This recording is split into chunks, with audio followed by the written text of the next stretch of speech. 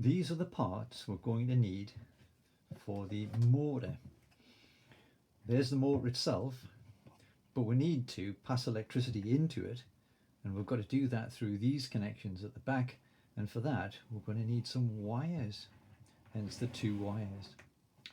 We've got to supply power to the motor to make it spin, so this little axle is going to spin, in which case we need a cell or battery to power it. And then we're going to need to make some electrical connections to the battery, and that's what all these parts are for here, these metal paper fasteners and these plastic tubes. The plastic tubes have got a special name. They're called sleeves. They can be all sorts of different colours. The important thing is really the size. So this one's a thicker sleeve and that one's a thinner sleeve. So the size or its diameter, that one's greatest, that one's smallest. So they're used for all sorts of different things in electrical work, and they're very useful for us today to cover bare wires.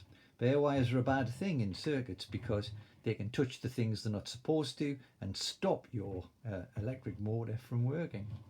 So if the thing's got to be connected together by wires, well, we've got to do the wires perfectly. Now it's a little bit fiddly, but you can do it. Here we go. There's our electrical wire. These can be any colour as well, but they're very flexible, and that's because inside they're made of lots of different strands. So that part there is being cut away, and you'll see there are strands of metal wire there, and then plastic insulation around the outside. So conductor, insulator. If it wasn't for that, wires couldn't do the things they do and be safe as well. So what we're going to do is we're going to pull off the end, so we don't need that little bit of black plastic there, and then we're going to look at the wire a bit more closely. So it's not a single metal wire, it's lots of separate strands. In fact, this wire has 7 strands. So there it is there, 7 little strands. That's a bit of a nuisance because if we try and join it to something, the strands are very weak and they just twist and buckle, and then one can touch something you don't want it to. We've got to keep them together, and the way we do that, look, is by squeezing them all like that, but also by twisting them. So you can start to twist right at the start where the wire comes out of the plastic insulation, and start to twist it at that point. Hold this end firmly, twist, let go, twist, let go. So I'm gripping quite tightly, twist, let go, and you'll see that the twists, the tidal twists, are getting further and further up, and then still not finished. Every single bit has to be twisted together. Any little part sticking out can spoil it later. So let's twist, twist, twist all the way. Now you'll know if you've done this correctly because you can check yourself. Is it a lovely straight metal wire? Yes. Are there any tiny little parts sticking out at the front like a miniature bad hair day? Let's twist that one a tiny bit more just to be 100% sure. So that's no bit sticking out. That's correct. Now we have to do that on the ends of both wires. So you really need to twist it really tight. I've done this lots obviously, so it didn't take me very long. I'm going to show you the quick way to do it. After you've tried to do that method, you could try the quick way. Just got to check every time, no bits sticking out left, right and centre. Here's the quick way to do it. Pull the plastic insulation off, grab just the tip, twist the plastic, so it's sort of the opposite. So that starts to twist it up from one end to the other. There it goes. So that one's worked okay. Sometimes you might find you can't grip the wire. If you can't grip it, you can't do it like that. Here we go. Grab the end, twist, twist, twist, twist loads and loads and loads. Check it's all the way to the end. Yes, it is. Absolutely fine. All the wire ends are now completed. Right, what do we do now? We've got to join in our electric motor. So we're going to join in the motor.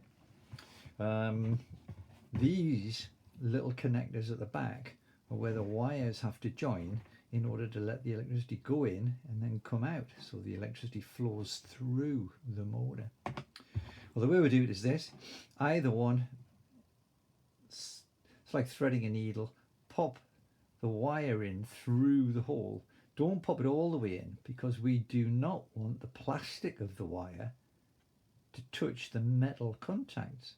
So we want to keep the insulation part away from that. And the best way to do this is to say, well, look, I'm going to be half in, half out.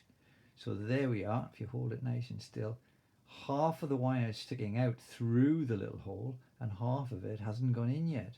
And when you're there, bend it upwards, and it's a bit like catching a fish on a hook.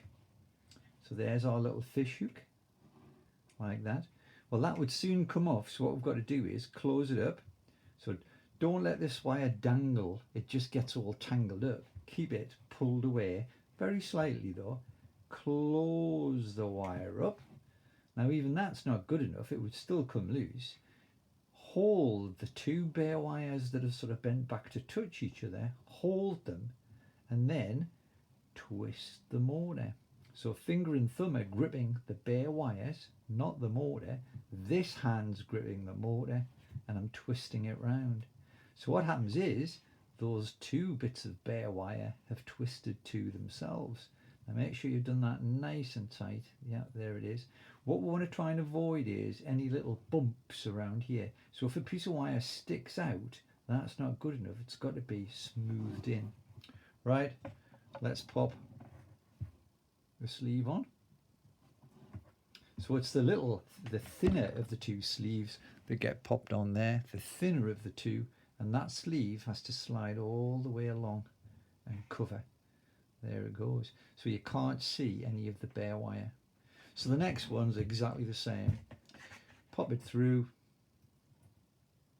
close it up,